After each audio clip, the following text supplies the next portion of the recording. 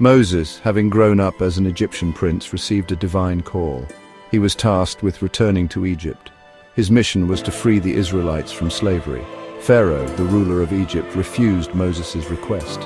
This refusal set the stage for a monumental clash of wills. Moses, guided by God, warned Pharaoh of impending plagues. These plagues would demonstrate the power of the divine. Pharaoh, however, remained unmoved by the warnings. His heart hardened. He refused to acknowledge the suffering of the Israelites. The stage was set for a sequence of events that would change the course of history. The first plague was swift and dramatic. The lifeblood of Egypt, the Nile River, transformed into blood. The river, once teeming with life, became a source of horror. The Egyptians, reliant on the Nile, faced a dire situation. Their source of water, now tainted, became a symbol of vulnerability. Pharaoh, witnessing the plight of his people, remained defiant. He attributed the plague to natural causes, refusing to acknowledge any divine intervention. His stubbornness perpetuated the cycle of suffering. The Israelites, meanwhile, watched with a mix of trepidation and hope. Could this be the beginning of their liberation? The second plague brought a wave of amphibians. Frogs, in numbers never before seen, swarmed Egypt. They invaded homes, fields, and even the pharaoh's palace. The Egyptians, accustomed to a life of order, faced chaos. Following the frogs came the lice, tiny creatures that brought immense discomfort. They infested humans and animals alike, causing constant itching and irritation. The Egyptians, despite their efforts, found themselves unable to escape the relentless onslaught of these pests. The fourth plague brought wild animals or flies, depending on the interpretation. These creatures, driven by an unseen force, wreaked havoc across the land. The line between human civilization and the wild blurred as nature turned against the Egyptians. Next came a pestilence that targeted livestock.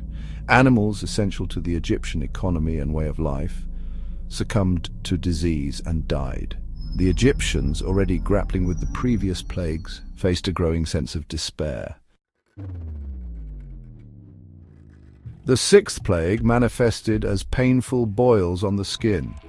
Egyptians, from the wealthy elite to the humblest peasants, experienced the debilitating effects of this affliction.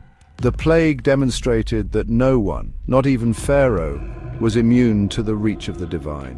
A devastating hailstorm followed, the seventh plague. It ravaged the land, destroying crops and structures. The sky, normally a symbol of permanence and order, unleashed its fury on Egypt. Locusts descended upon Egypt for the eighth plague. These voracious insects devoured all vegetation in their path, leaving behind a barren landscape. The plague, a stark reminder of Egypt's dependence on the land, threatened their very survival. Then came the ninth plague, a darkness so profound that it seemed tangible. For 3 days, Egypt was shrouded in an impenetrable veil of blackness. The sun, a source of life and warmth, was completely obscured. The Egyptians, plunged into an abyss of darkness, grappled with fear and uncertainty. The 10th and final plague was the most devastating. The firstborn child in every Egyptian family died. A wave of grief swept across the land, a collective mourning unlike any other. Pharaoh, himself affected by this tragedy, finally yielded. He allowed the Israelites to leave, their freedom hard-won through suffering and divine intervention. The Israelites, led by Moses, embarked on a journey towards the Promised Land.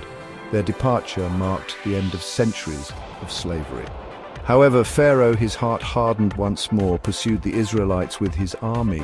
He regretted his decision, seeking to reclaim his former control. The Israelites, trapped between the pursuing Egyptians and the Red Sea, faced a seemingly insurmountable obstacle. At the edge of the sea, Moses, through God's power, parted the waters. The Israelites walked through on dry land, a miraculous escape from their pursuers. As the Israelites reached the other side, the waters crashed back together, engulfing the Egyptian army. The Exodus was complete, a testament to the power of faith, freedom, and divine intervention.